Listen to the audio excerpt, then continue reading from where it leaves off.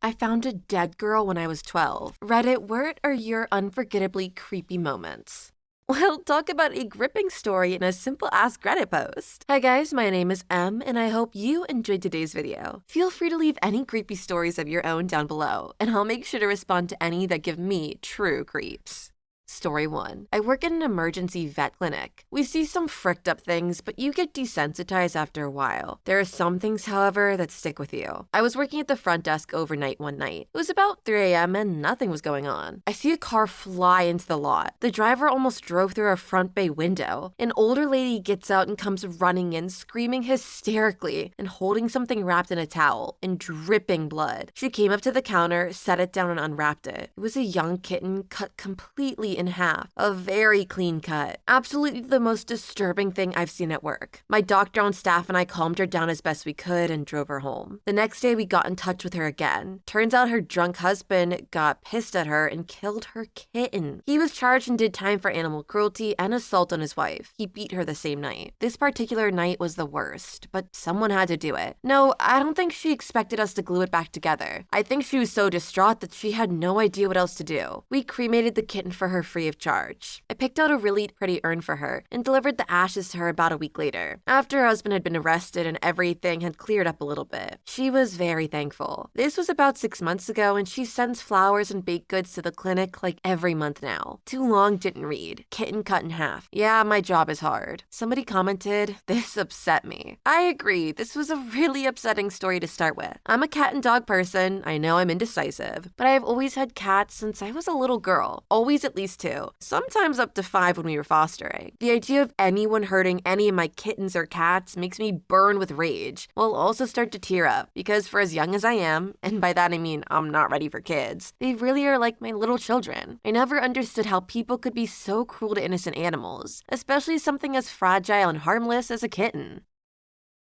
Story 2. When I was 7 years old, my parents were going through a very tough time. They decided to split up for a while because my mom was going through a crazy partying phase. She got custody. I was too young to understand what was going on, but I hated my father. We're best friends now, and my parents have been back together for years. My mom was just too young when they first got together, and she had my sister. One night when my mother went out drinking with friends, she left me home with my 12-year-old sister. We lived in an extremely bad neighborhood and apartment complex that was full of miscellaneous crime. I was playing Warlock on Saga Genesis when I started hearing yelling outside. We had a double glass door facing the porch area that connected the apartments. We got up to look out the window and saw a white police officer talking to a black man. The black man pulls out a bag of something and eats it. The cop instantly takes his baton and hits him across the face. It knocked the guy to the ground, and the cop got down and started bashing his skull into the concrete. After a minute or so, the cop stops and calls in for an ambulance. He killed that man for swallowing a bag of an illicit substance. My sister was on the local news the next day explaining what happened, but no one believed us. Even though there was blood all over the concrete, the officer claimed he choked to death after swallowing the bag. It's one reason why I will never trust police officers that I don't know on a personal level.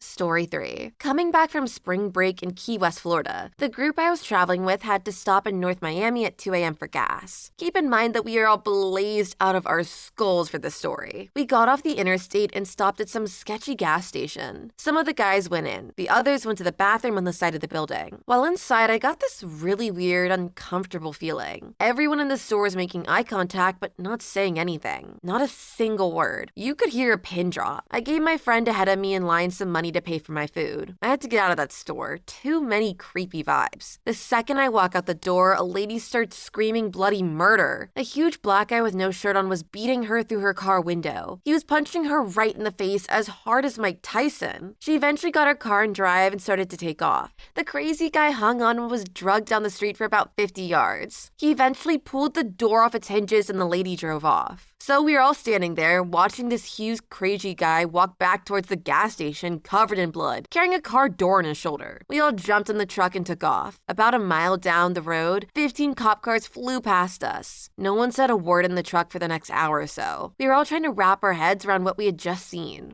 Yep, sounds like a normal Florida story. To be serious for a minute though, I really do feel for that lady and hope she was able to get the medical attention she needed after going through something like that. And I have to commend her for quick thinking and being able to get the heck out of there as fast as she did.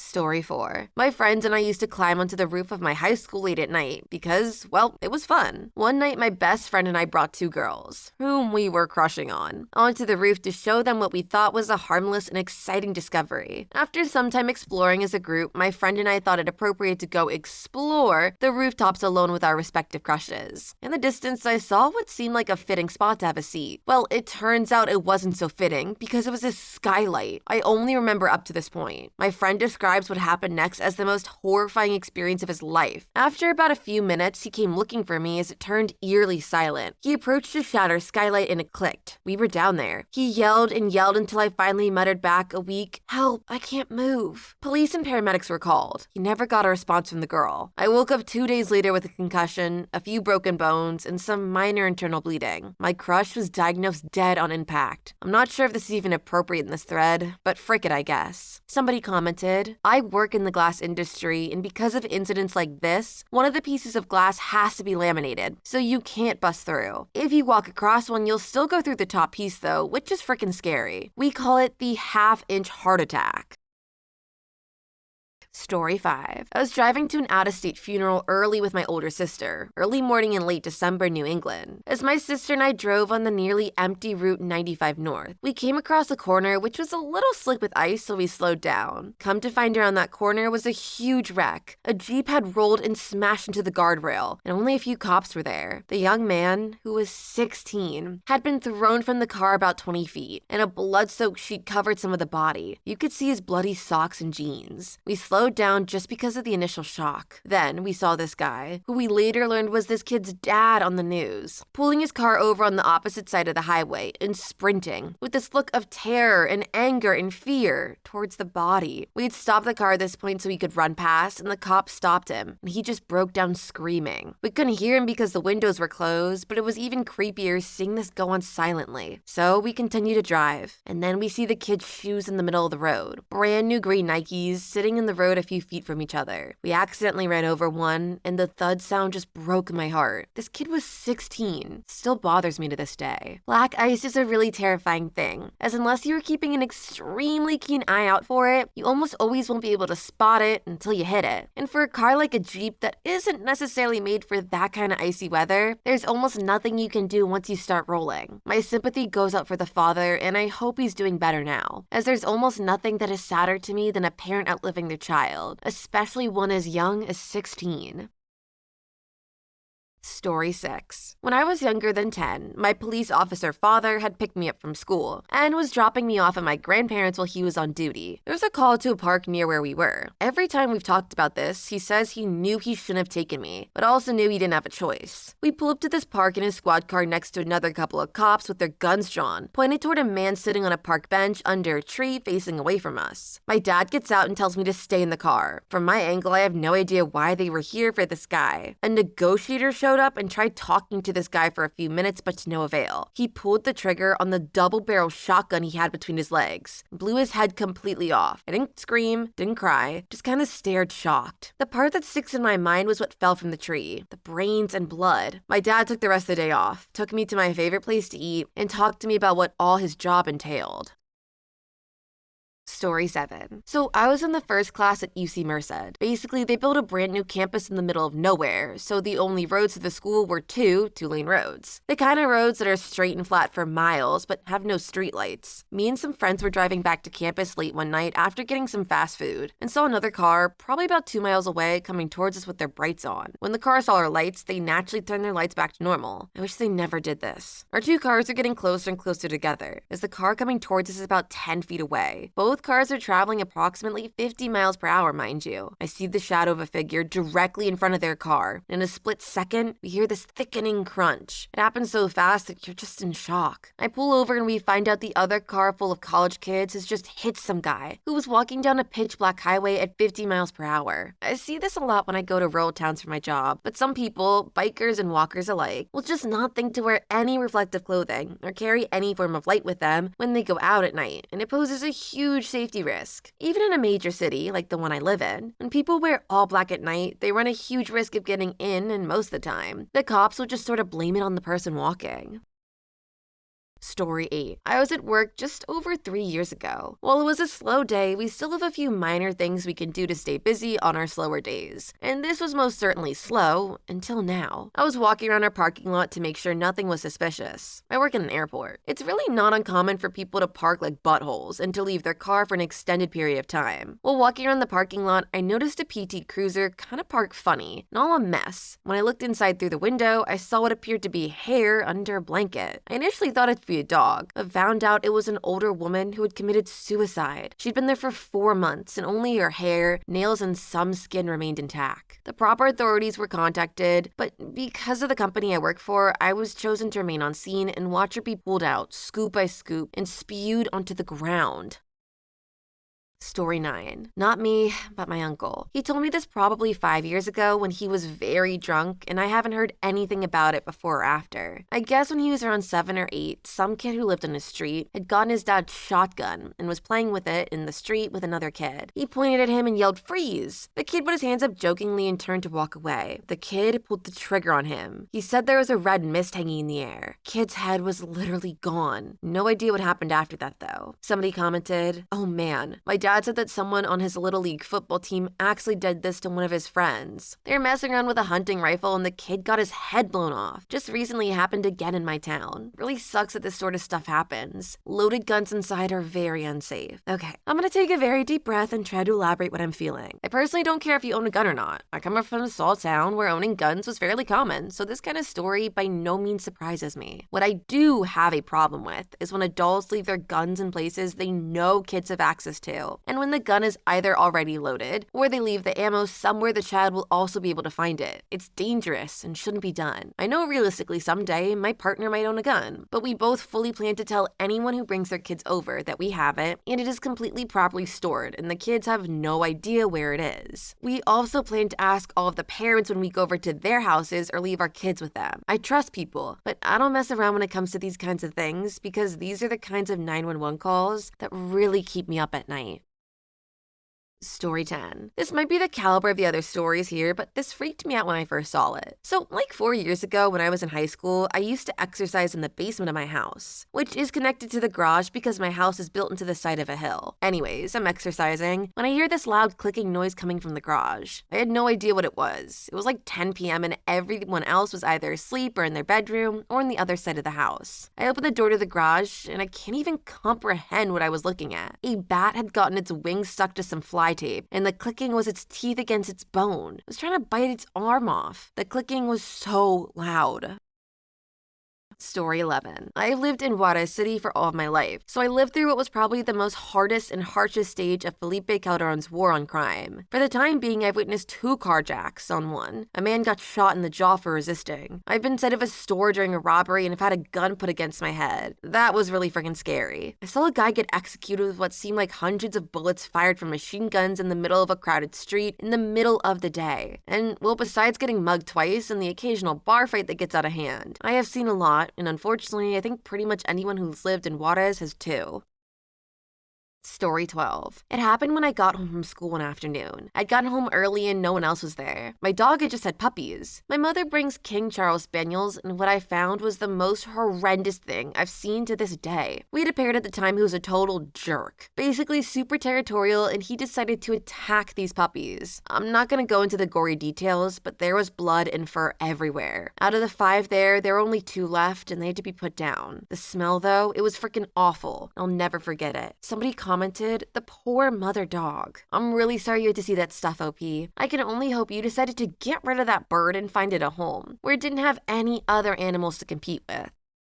Story 13. A few weeks ago, a woman was repeatedly stabbed outside my window. I won't ever forget her screams and her rattled breathing when I went out to flag down the police. I felt guilty for not doing more than calling 911. But I'm also angry because I heard the police interviewing a girl, asking if she heard anything, and she had heard the screaming. She said yes, but didn't call the police. How freaking are you freaking not calling the police? How horrible are you not to bother to try to help? I hope she feels guilty. The poor woman deserved better, and now she's dead and the guy hasn't been found yet. Story 14. When I was in grade 1, one of my friends was murdered just outside the school in the woods. A week or so later, my friends and I were walking through them, like the dumb little shoots we were, and found the knife still covered in blood. One of the guys picked it up and took it back to the school. Luckily, it was a simple case and the guy was already arrested, or we could have messed up the evidence for the case. But needless to say, that was what put in my mind that the murder actually happened, and to be more careful. Story 15. Was playing football at a local park about 6 years ago. I'm 17 now, by the way. When the ball went AWOL and ended up in a pond, a friend tried to go in and get the ball out, got tangled up in the reeds and such, and they drowned. None of us could do a thing. The ball continued to float there for about 2 weeks after he died, and I had to walk past that same pond daily to go to school. Seeing the ball floating there was and still is the creepiest thing ever. Geez, OP, I am so sorry for your loss and what seemed to be a constant reminder of their passing. My thoughts go out to you for having to see that kind of thing when you were only 11. Story 16. Found a dead student in the middle of campus while I was walking to a morning class. Her body was still warm when I checked her pulse. Called the paramedics on a campus phone. They tried for a long time to revive her, but to no avail. It was creepy in the sense that you were literally never really expecting to see a body on your way to class at 8 a.m. Somebody commented, "This is exactly how an episode of Law & Order SVU started." Story 17. When I was younger, I used to have really intense visual hallucinations. Some normal stuff, glowing orbs, floating hands. But the creepiest thing that I ever saw was my own dead body on the floor in front of me, wearing the exact same clothes I was wearing at the time. Story 18. So I wanted to add in the original context to this posted question. So here is OP's original story about finding a dead girl when they were only 12 years old. Fair is fair, so I'll start with my own story. There are a few friends who may read this and recognize this as the story I tell when I've had a few too many and cry at the end. This isn't really the kind of thing you can shake off. I'm from a middling college town, born and raised. It has blown up over the last 8 years or so, but when I was a kid, it was still pretty quaint. I was a woods kid. I don't know if these exist anymore, but I had no desire to be inside, ever. I was happy if I was outside, happier if I were up in a tree, happiest if I were on an adventure. My adventures took me further and further out from home, not that far, but my best friends had a satellite mom that would try to neuter us the minute the youngest cried. So I made friends with this scary kid that didn't seem to have any parents and didn't mind picking up dead birds and putting them in a plastic bag. Yeah, that makes as much sense as it reads. Whatever, it was freaking terrifying when I was young. Behind where we lived, there were a solid 20 minutes of woods, and then a community garden for the ethnic portion of the local university. I'm not saying ethnic in a bad way, it was just, well, if we broke through the woods and ran through the fields, we would not hear a single lick of English. It was like being on a different planet, and I think we both liked that. I certainly did. Past the garden plots were a broken down farmhouse and what was definitely a playhouse of yesteryear. The farmhouse was dark and full of sharp things. I gave up on going more than 4 steps in when one of the neighborhood kids, Hover's mom, stepped on a nail and we had to carry him to the nearest culvert by home. The playhouse was ours though. Safe, small, a little scary. We'd bring the neighborhood girls out there and eat awful sandwiches like we were the goddamn kings of the world. So, dead girl, right? Dilapidated playhouse was my damn castle. It was pretty early, gonna say 8 a.m. or so. I always preferred the earliest cartoons, Droids on Sci-Fi and Mighty Max at 7. So I was out and about. I think generally angry at everyone else for not being awake also. Nothing happening, so I was off to my favorite haunt. Skip across the ridiculously crappy dam, duck under the stupid high fence, home free. No idea what I was planning to do with my day. I had my stupid little league bat for trouble. I was cool as crap. I duck under the briars near the playhouse and I see feet. I keep crawling forward. I really wish I had not have done this. I'm in the playhouse and a girl is there and she's pale, blue, and not moving. Her lips are cracked but purplish inside. I grab her arm and it feels like a fish. I ran home and didn't mention this for 8 years. She was gone that afternoon. I wonder what happened to her and who decided to move her after OP found her. It sounds like the police probably weren't involved. Otherwise, someone would have mentioned what happened to OP. My guess is that whoever placed her there decided to move her, which is just heartbreaking because I'm sure the family wanted some closure on what happened. Hopefully they were able to find some later on. Story 19. Spotted a dead man floating in a river when I was 30. Called the police from a park phone booth. A detective interviewed me. Story 20. I lived through the war in Bosnia from 1992 to 1995. Please leave your story in the comments. I would love to make a video on them in the future. Also, don't forget to like and subscribe.